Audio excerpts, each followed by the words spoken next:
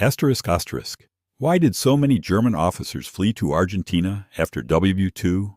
Asterisk asterisk. After World War II, thousands of German officers and wartime collaborators who supported the regime from France, Croatia, and other parts of Europe were looking for a new home.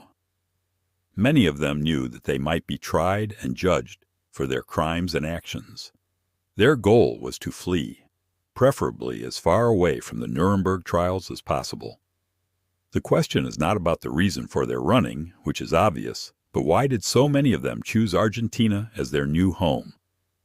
When the Allies raised their flags in Berlin and the German instrument of surrender was signed on the eve of May 8, 1945, one thing was clear for these criminals and collaborators: Germany, and even the whole European continent, wasn't a safe place for them to stay or hide. Even if the entire regime collapsed and the war was over in Europe, that didn't mean the entire network they had garnered had collapsed. Former admirers were still there. It's not like World War II ended in one day in 1945 and suddenly everyone realized how horrible the regime had been. Even after their defeat, there were many powerful men in Europe who had favored the cause and continued to do so. Just as an example, Spain was a neutral country, but was a friendly state and supporter of Germany. Spain was ruled by Francisco Franco and had been a tired and neutral country because of its civil war for some time. Many fugitives would find themselves in a safe spot here, but would use Spain as a bridgehead to other destinations. Also, some important Swiss leaders had been outspoken in their support of Germany. These men were in a position to help out. Even the Catholic Church was helpful for some of these fugitives. Several high-ranking church officials actively aided in their escape. There was a window of time to escape justice and possible trials. Those who wanted to flee had to consider their options in a short period of time in order to hide elsewhere and adopt new identities. Across the ocean in Argentina, President Juan Domingo Perón was more than ready to welcome those former Axis members with open arms. President Perón was an admirer of the German ideology of that time. He helped numerous war criminals to flee with the support of his own diplomats and intelligence agents deployed in Europe. Argentina supported ways for their transit through passages from Italy and Spain to Buenos Aires. During World War II, Argentina clearly favored the Axis because of its president and probably because of close cultural ties with Germany, Italy, and Spain.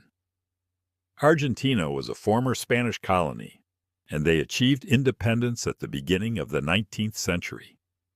Through decades-long migrations of Italians and Germans, strong ties were created to these European countries.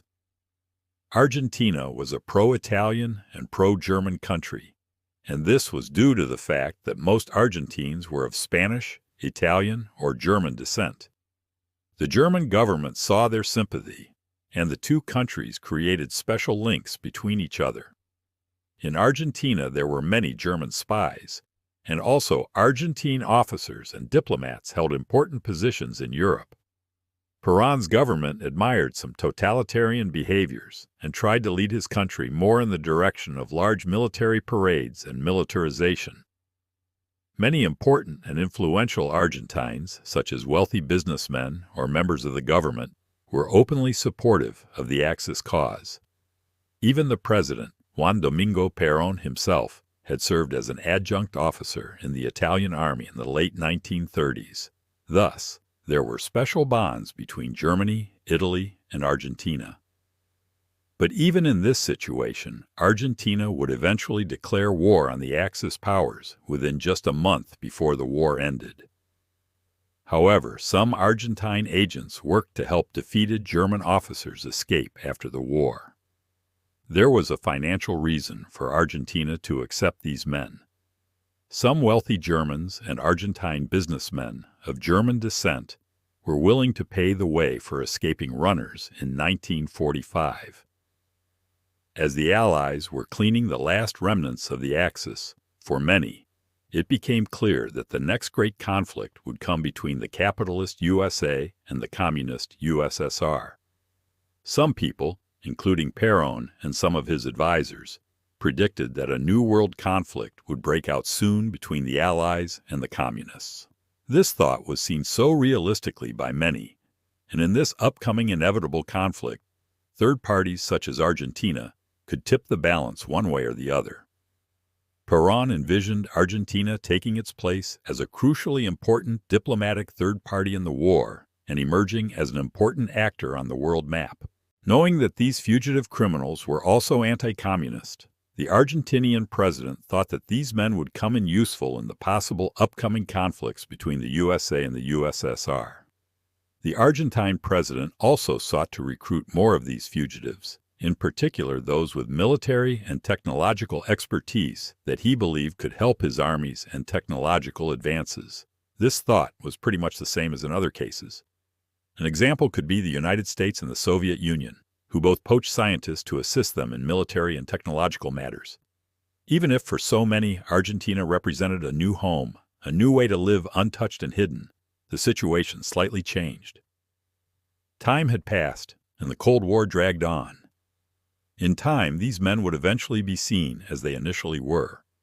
The support for them fled away with time. But Argentina was not the only place in South America that accepted them. Many others eventually found their way to other countries in the region. Hundreds migrated to places like Brazil, Chile, Paraguay, and other parts of the continent.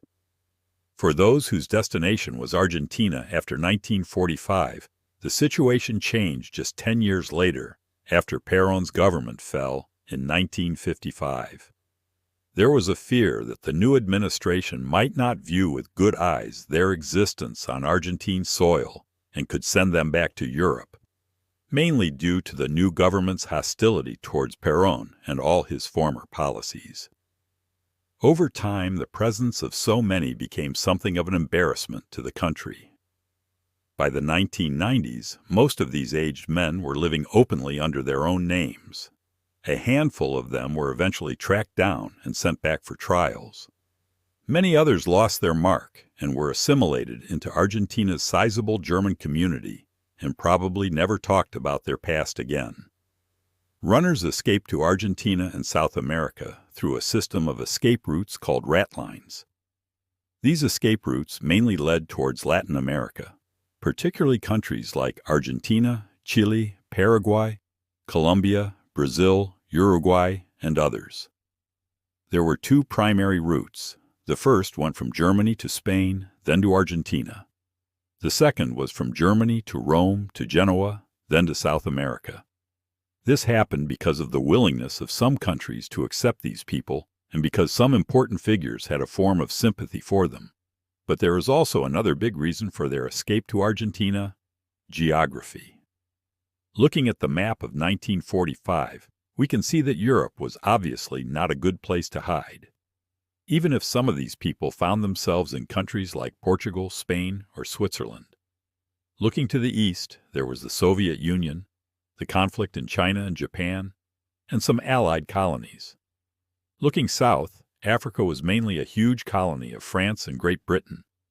In the west, there was the U.S. and Canada, but from the U.S.-Mexican border to the south, the option to run seemed plausible. Considering all options, Latin America was the only part of the world where true chances for a new life existed, even if after some time residing there, some of them were caught. And from all these states, Argentina seemed the best option, considering the openness of the Argentinian government at the end of the war to accept these criminals, collaborators, and others who fled. We want to thank you so much for watching this video and express our gratitude to a few but very generous Patreon supporters. You can support our channel by clicking the link in the description. Also, don't forget to subscribe and click that bell button in order to see more animated history videos.